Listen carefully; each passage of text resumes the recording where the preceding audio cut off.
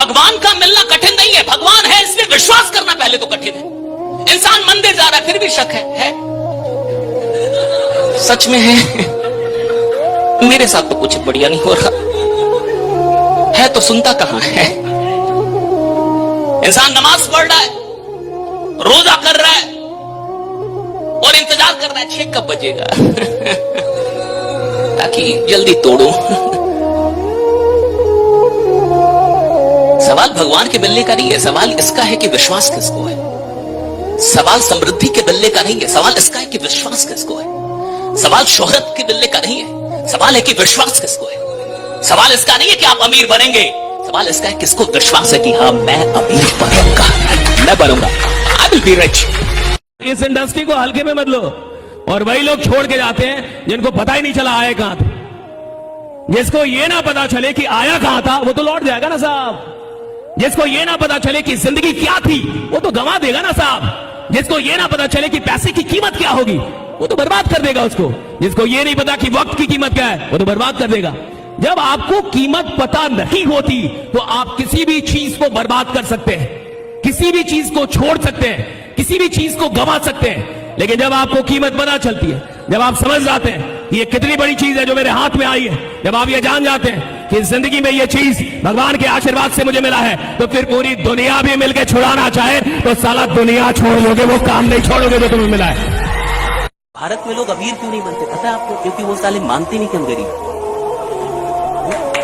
मानेंगे तब तो होगा ना, मानेंगे तब तो होगा ना, राइट? वो मानता ही नहीं इंसान। कहता गरीब, गरीब तेरा बाप, गरीब तेरा खानदान, मैं गरीब नहीं हूं, मैं तो अपने मन का राजा हूं।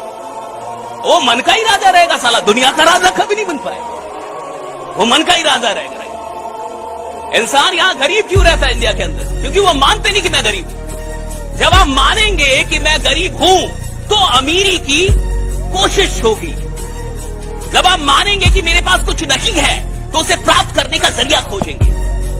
जब आप मानेंगे मैं कमजोर हूं तो मजबूत बनने का परिश्रम करेंगे। लेकिन जब आप माने ही ना कि मैं गरीब हूं तो अमीर बनने का कोई प्रश्न उठता ही नहीं। 2 चीजों पे रोने वाला इंसान इस जमाने को कभी लीड नहीं करेगा, लॉस एंड पास्ट। पास्ट मतलब जो चला गया।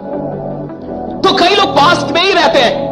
अगर किसी के साथ पास्ट में कुछ गलत हो गया, मान के चलिए आज से 5 साल पहले आपके साथ कुछ गलत हुआ है, तो 5 साल पहले आपके साथ गलत हुआ और आज भी आप उसको ढो के चल रहे हैं, तो वो 5 साल पहले नहीं हुआ था, वो तो आज भी हो रहा है आपके साथ। कोई भी चीज जो आपके दिमाग में कैरी हो रही है, it is still present with you. आज से 5 साल पहले किसी ने आपको गाली दी और वो गाली आज भी आपको याद आती रहती है, राइट? तो 5 साल पहले गाली नहीं दी, 5 साल से गाली दे रहा है आपको वो, और अभी तक गाली दे रहा है और अभी तक आप सुन रहे हैं। मैं कह रहा हूं कि पास्ट में अगर कुछ बुरा हुआ है उसको छोड़ना सीखिए। पास्ट की बेकार चीजों को उठा के नहीं चलते हैं, पास्ट की बेकार चीजों को छोड़ देते हैं ताकि आप हल्के रहे और उड़ान भर सके, राइट? हल्के रहे, उड़ान भर सके।